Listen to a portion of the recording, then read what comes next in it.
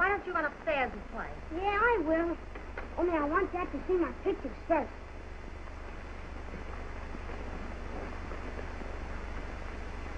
Here's the B-17. That's a B-24. And here's the P-38. And here's the P-47. Now see if I'm right, Jack. Wingspan, 41 feet. Patent Whitney, 2,000 horsepower engine. A full-bladed 12-foot 2-inch propeller. I mean prop. I don't see any propeller. Of course you don't. It's turning over 2,700 RPM. Oh, I see. And what's this? That's a turbo supercharger. It's one I designed myself. It's a lot better than the one in the P-47. The air in my turbo comes through this duct. Jimmy, why don't you duck? Not duck, duct. Science talk. Anyway, you gotta have a turbo supercharger to take a P-47 upstairs. Don't you know anything about airplanes? Jimmy knows his airplane. He's not kidding when he says that the high-altitude performance of the P-47 depends on that turbo packing air into the carburetor. The turbo does for the 47 what the pilot's oxygen system does for the pilot. Keeps the ship flying high at fighting efficiency.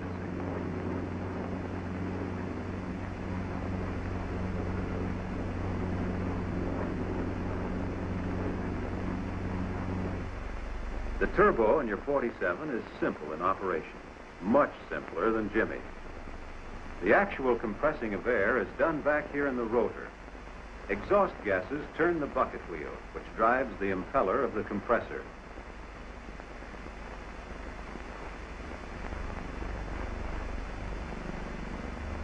The waste gates in the exhaust system control the speed of the rotor by opening and closing, and thus directing more or less gas against the bucket wheel. The waste gates are operated by a regulator. The regulator, in turn, is controlled by the pilot when he changes the control setting on the quadrant. When you establish a control setting, the regulator will automatically operate the waste gates to maintain manifold pressure. As you increase altitude and decreased atmospheric pressure causes engine power to drop off, the waste gates gradually close. More exhaust gas is directed against the bucket wheel to make it rotate faster and compress more air. Now another indicator becomes important, the turbo overspeed warning light. When your P-47 nears its critical altitude, the rotor will reach about 18,000 RPM, and this light will blink. When the light stays on steadily, you have reached the maximum allowable speed of the turbo under normal conditions, 18,250 RPM. Anything that moves has a speed or stress limit, and that goes for the wheel and impeller of the turbo. They're not designed to hold up long at speeds over 18,250 RPM. The blinking light is a warning. The steady light means you've reached the critical speed of the turbo. Above critical altitude, you reduce manifold pressure to keep the warning light blinking while you continue to climb. Now, let's watch the controls in relation to a climb.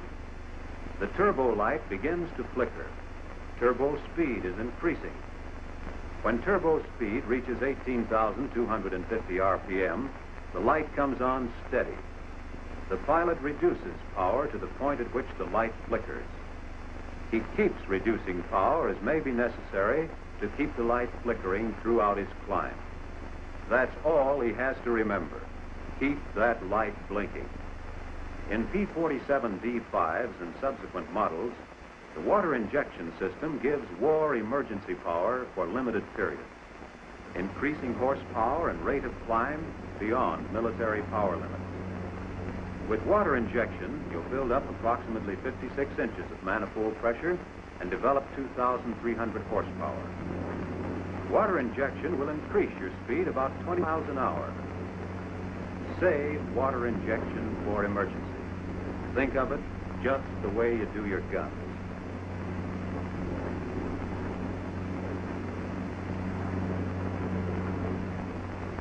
When you start aerobatics in the P-47, remember when you were taking a trainer through these same maneuvers. The P-47 is a bigger, faster, and heavier ship. But you put a 47 through its paces just about as you did your AT-6. There are exceptions, of course, and they're important. In the 47, you avoid inverted flight, except for the few seconds necessary to perform a given maneuver, since inverted flight starves the engine for oil. Snap rolls are not permitted. And in practicing dives, you pay particular attention to speed and altitude.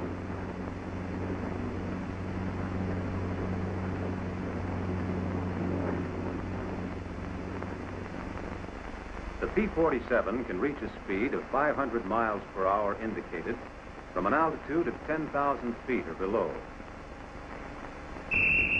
That's to remind you pilots with strong left arms that in the 47 you can lose about 10,000 feet in attaining 500 miles an hour indicated. Better go up higher, around 20,000 feet or above, if you're going to keep, say, a 10,000 foot margin between you and terra firma. At higher altitudes, where the air is thinner, dives should be held to lower indicated air speeds. As the dive chart on your instrument panel will tell you, a safe diving speed of 30 to 35,000 feet is 250 indicated airspeed. At 25 to 30,000, it's 300 indicated. At 20 to 25,000, it's 350.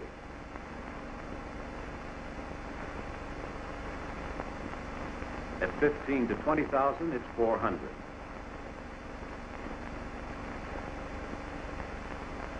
At 10 to 15,000, it's 450.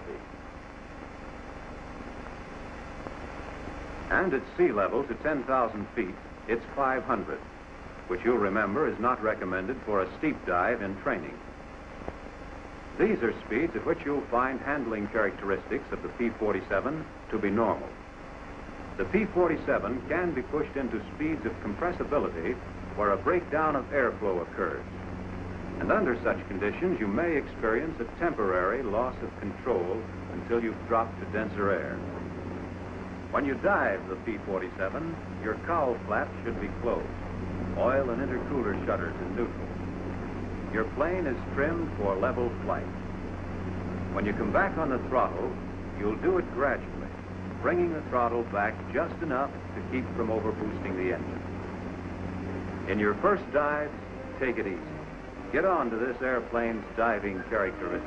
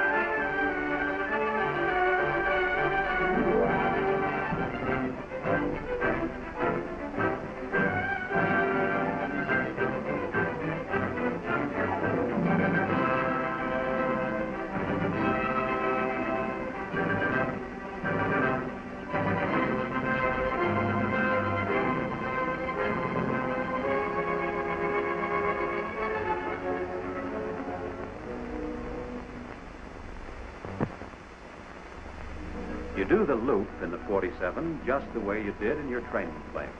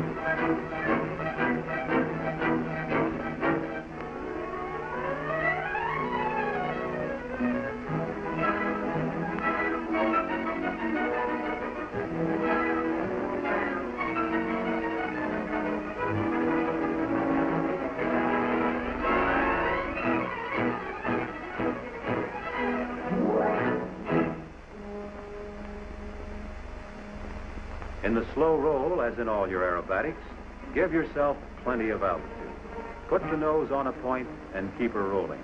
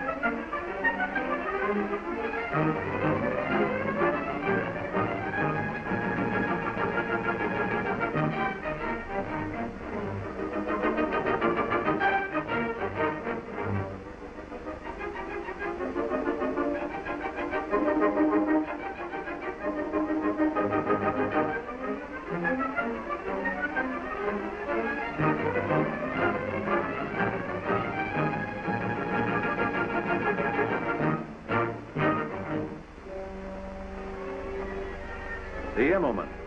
A good one takes plenty of power and speed.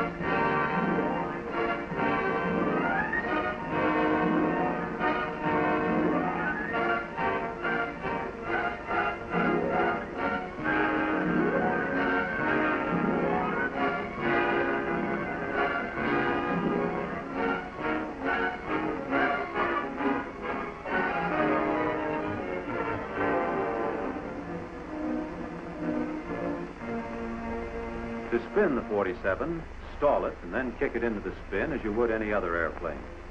To recover, you'll apply full opposite rudder, neutralize elevators, pull ailerons against the spin, and use power to speed recovery. One turn is all that's recommended. One practice spin is all you need in your training.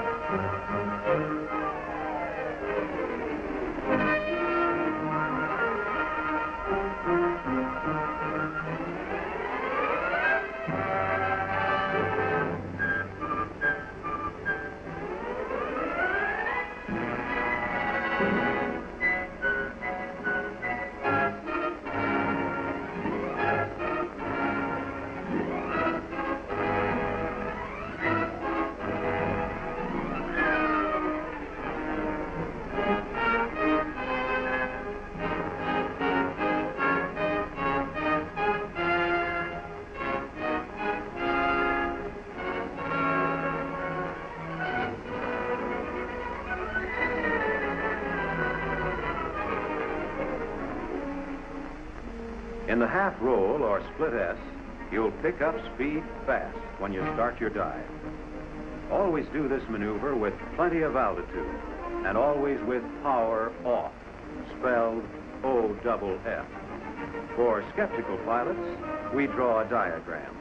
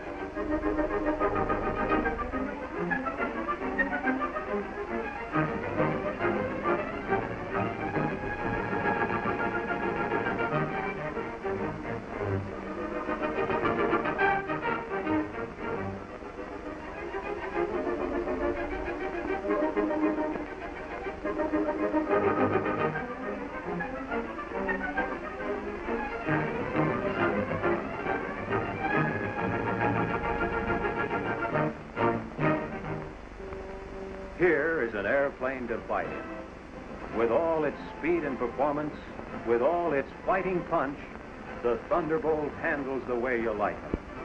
Smooth, quick, sure.